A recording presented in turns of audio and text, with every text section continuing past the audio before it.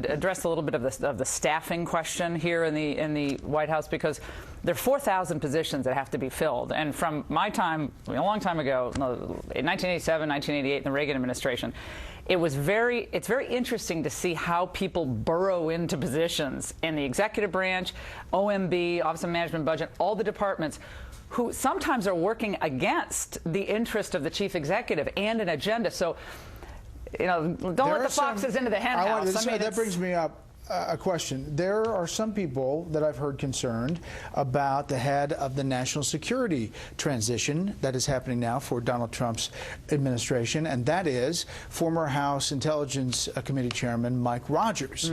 Mike Rogers, you may all remember, was responsible for the Intelligence Committee bill on Benghazi, and that got a lot of attacks from conservatives, and including a prominent one, Trey Gowdy, and I asked him about it here on the show. The Democrats and the White House pointing to Mike Rogers' committee, Intel chairman, and saying that he essentially found different findings than you all found. Are you saying that his report was not good and that people shouldn't take him seriously? Yes. Well, they can take him seriously if they want to, but two of his Intel committee members were on our Benghazi committee. They didn't sign his report. They signed ours.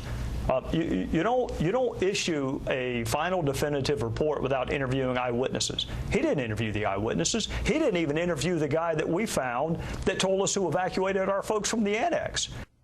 So here's a candidate who ran in part on the Benghazi issue.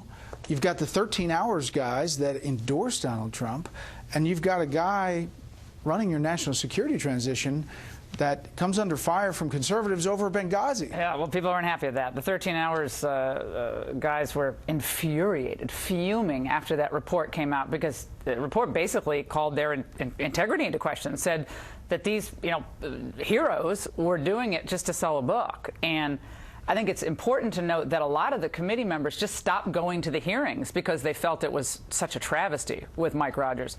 And Benghazi really did, really was a tent pole in what Trump was trying to say about Hillary Clinton. Does Trump not know that Well, I think maybe in the beginning there were a lot of, they had all these national security guys who were writing letters against Trump. And so there weren't a lot of people who were maybe rushing at that point in time in the intel community to work with Trump. It was Chertoff, it was Tom Ridge. All these guys were against Trump. Mike Rogers comes along and said, I'll do it.